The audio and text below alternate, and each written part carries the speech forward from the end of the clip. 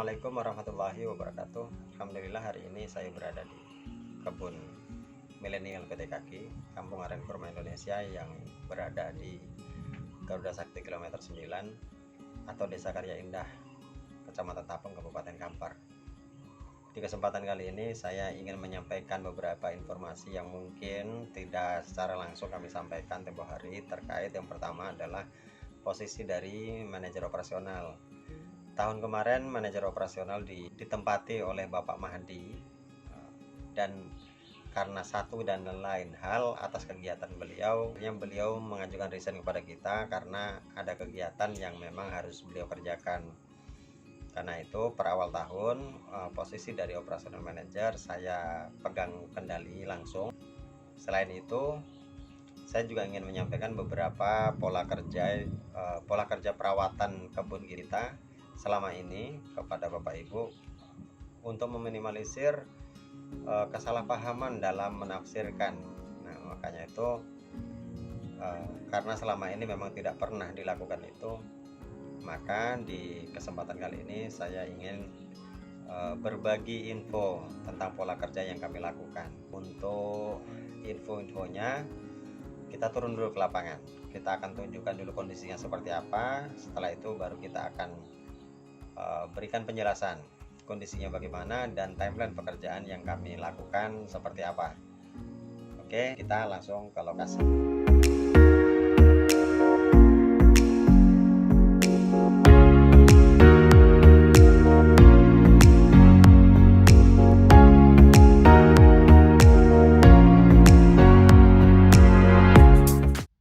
Oke, sekarang kita berada di blok D. Blok DAB. Nah, ini blok yang bercampur ini. Ini di kaflingnya Ibu Devinta Rosa, blok A22. Kondisi di blok D ini kurang lebih sebenarnya ini sama dengan blok E. Ini sudah kita babat total juga, cuman belum sempat kena semprot. Nah, tapi kondisinya tidak terlalu sesemak kayak di blok E. Nah, itu mempertandakan bahwasannya di blok E itu tanahnya lebih subur daripada ini. Mungkin itu karena memang pada saat itu di blok E itu pernah ditanam semangka, makanya di sana terkesan lebih subur. Nah, ini penampakan dari blok D7 milik Ibu Welda Wirage. Nah, di sini nampak di tengahnya sangat semak ilalang, tapi di piringannya ini bersih. Nah, untuk menangani ini kami akan lakukan pembabatan kembali. Nah, ini kita akan lebih fokus babat ke piringannya. Khusus untuk blok D ini kita akan lakukan pembabatan ulang dulu. Baru setelah dibabat ulang kembali kita akan lakukan penyemprotan.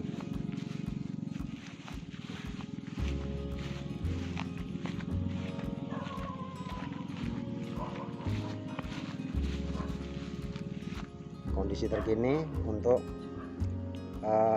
blok D, blok DAB. Kita beranjak ke blok B. Blok B ini kapling milik Bapak Dedi B30. Kondisi yang terlihat seperti ini, kenapa ini bisa sebersih ini? Karena pada saat selesai di sini sudah lebih duluan kena penyemprotan, karena timeline itu pada saat setelah dibabat, jadi gulma itu masih pendek-pendek, dia harus segera disemprot. Karena pada saat gulma tadi masih pendek, pada saat dia disemprot tentunya dia lebih meresap ke akar-akarnya, makanya bisa terlihat seperti ini. Nah, kenapa blok yang lainnya terlihat seperti itu? Karena pada saat selesai penyemprotan di sini, pada saat akan berpindah ke blok yang lainnya, di bulan Agustus kemarin itu banyak kendala seperti hujan. Karena pada saat kita nyemprot itu tidak bisa dilakukan kalau posisi kondisi cuaca sering hujan. Mungkin kalau untuk laporan dari lokasi yang daerah sini mungkin tidak terlalu kita utamakan karena memang kondisinya sering seperti ini. Ini kondisi dari blok B, ini yang paling depan. Kita akan pindah ke lokasi berikutnya.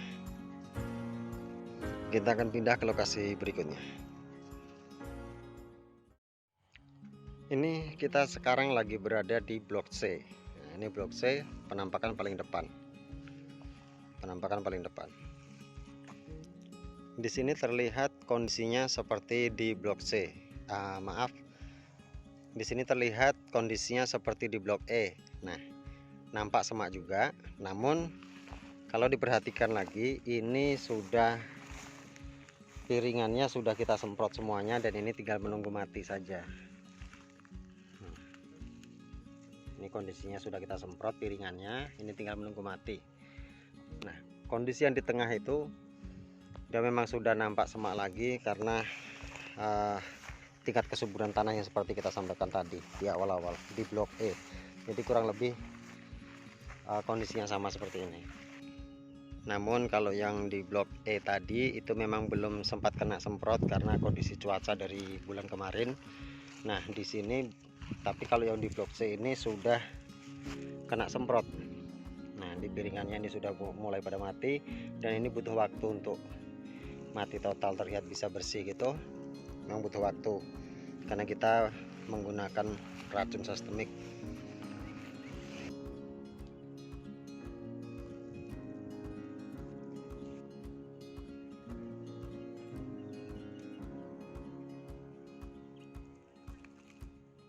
Baik, untuk kondisi dan keadaan blok C sudah kita review. Kita pindah ke lokasi, berarti ke blok DAB, ke blok D yang bercampur dengan blok-blok lainnya. Oke, ini kalau blok C semuanya sudah disemprot piringannya, tinggal menunggu matinya saja. Next, kita pindah ke lokasi lain. Di sini kita review kondisi dari blok E. Kondisinya sudah seperti ini, padahal ini berjarak hanya 1 bulan dari sejak kita babat total kemarin. Itu seperti yang sudah kita buat timelinenya, pembabatan total kita lakukan di bulan Juli. Jadi ketika penampakan sudah seperti ini sebenarnya hanya rentang waktu 1 bulan setelah kita babat total kemarin. Dokumentasi pun sudah ada kita buat. Berikut kita lampirkan juga pada saat kita lakukan pembabatan total. Jadi pada saat kita melihat hal seperti ini ada sisi positif dan negatifnya. Sisi positifnya adalah pada saat banyak tumbuh gulma seperti ini, cepat tumbuh gulmanya, sebenarnya itu membuktikan bahwasanya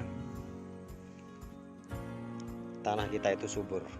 Nah, namun keunggulan dan nilai positif di sini akan kesuburan tanah kita ini justru malah menimbulkan pengaruh negatif. Pengaruh negatifnya yaitu tadi, jadi semakin cepat tumbuh gulma. Namun walaupun begitu, alhamdulillahnya tanaman kita tumbuh dengan subur juga.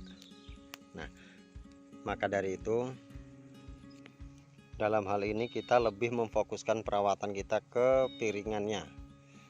Jadi memang harus kita lebih fokus ke piringan, pembersihan piringan, karena gimana pun juga dalam perawatannya kita harus menggunakan metode yang kita gunakan, semacam timeline yang sudah kita susun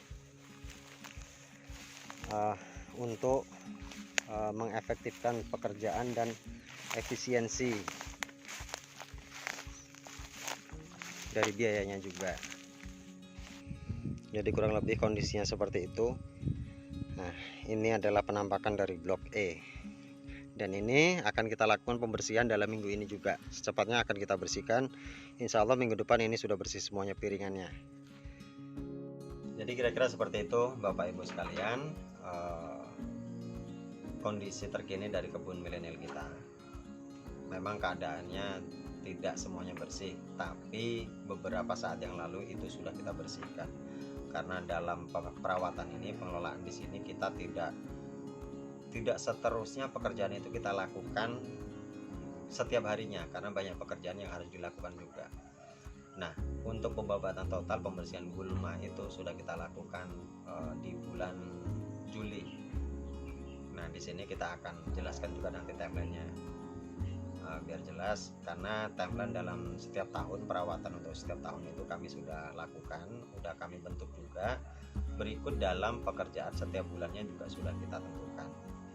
Nah, maka kalau kondisi seperti itu ya insya Allah kalau ada hal seperti itu kita lakukan tindakan secepatnya.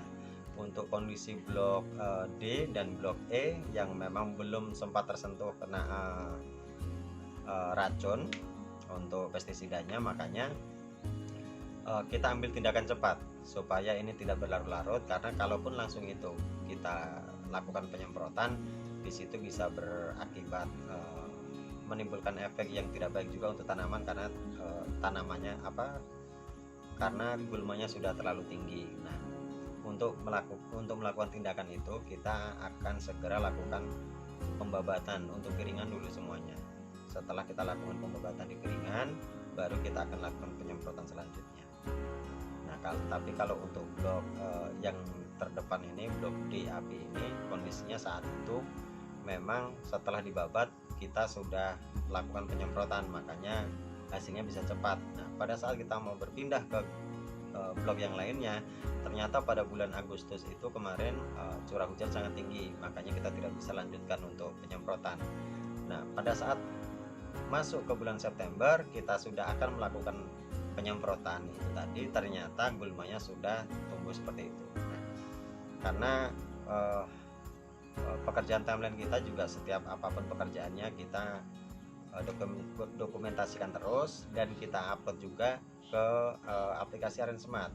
Bapak-bapak dan ibu-ibu memiliki ID masing-masing dan bisa masuk ke sana, bisa melihat kondisi couplingnya dalam setiap bulannya. Baik, untuk selanjutnya saya akan tunjukkan timeline kerja ini.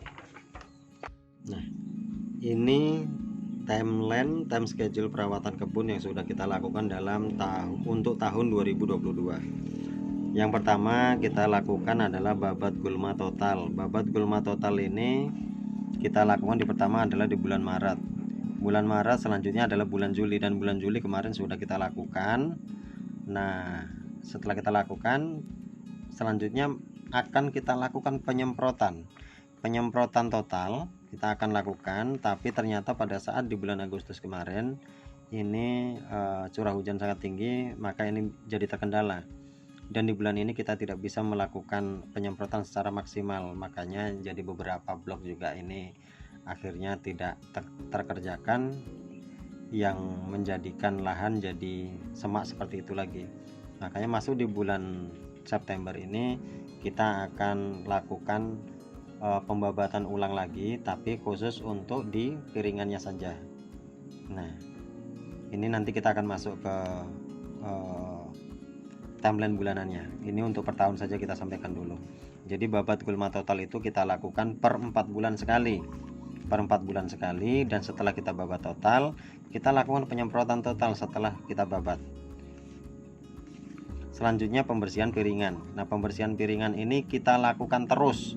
Berarti bisa dibilang ini pembabatan piringan setiap bulannya itu kita lakukan.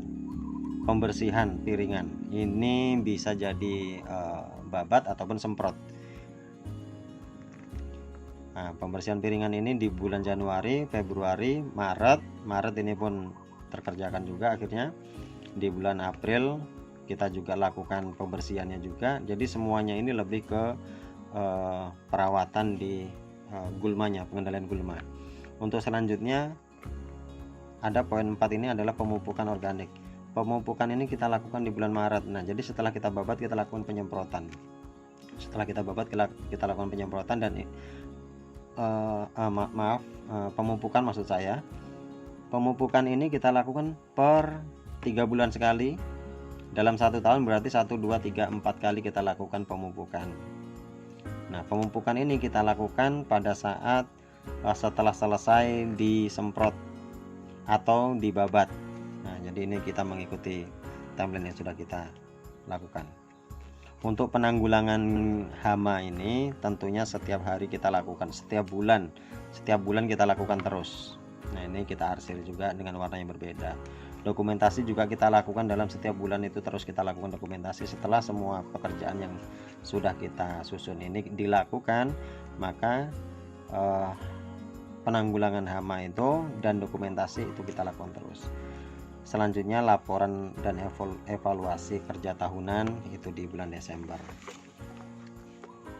Lanjut kita fokus ke bulan Juli, Agustus dan September saja. Jadi setiap bulannya kita lakukan itu. Untuk di bulan Juli, nah ini dia.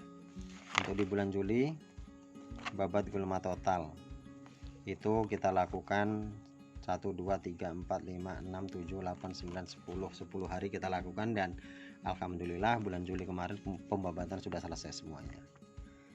Ini semua sudah kita lakukan. Penyemprotan piringan juga sudah kita lakukan. Pemupukan organik tempo hari juga kita lakukan. Dan ada penanaman sisifan aren dan pinang. Jadi ada beberapa tanaman aren dan pinang yang mati ataupun yang pertumbuhannya tidak maksimal. Di sana kita lakukan penyisipan. Dan kita lakukan juga sensus tanaman sisip ataupun tanaman tanaman akan kita sensus. Jadi pertumbuhannya bagaimana, perkembangannya seperti apa agar bisa terintegrasi. Terus masuk ke bulan Agustus kemarin. Bulan Agustus kemarin itu babat gulma total sudah kita lakukan di bulan Juli. Lanjut ke penyemprotan total.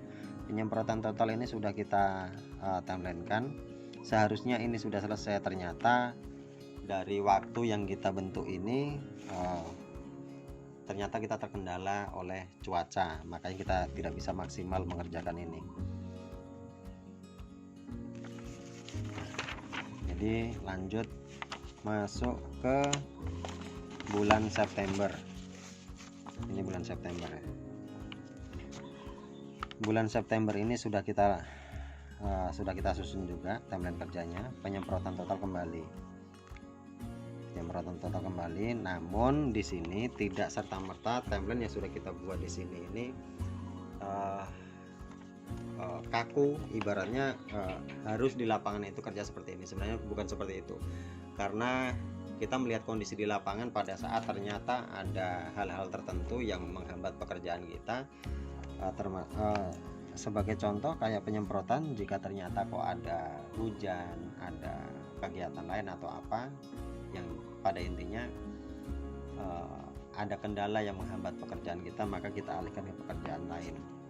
Nah, kurang lebih seperti itu penjelasan dari kami, bahwasannya untuk perawatan dan pengelolaan kebun kita ini memang sudah kita susun sedemikian rupa, dan kita berharap bisa menghasilkan seperti yang kita harapkan bersama. Jadi itu tadi penjelasan tentang pola perawatan kami yang kita lakukan selama ini. Terkadang memang apa yang kita rencanakan tidak akan sesuai dan selalu mulus seperti apa yang kita rencanakan, karena kita berencana terkadang banyak pula kendala di lapangan yang harus kita tuntaskan pula.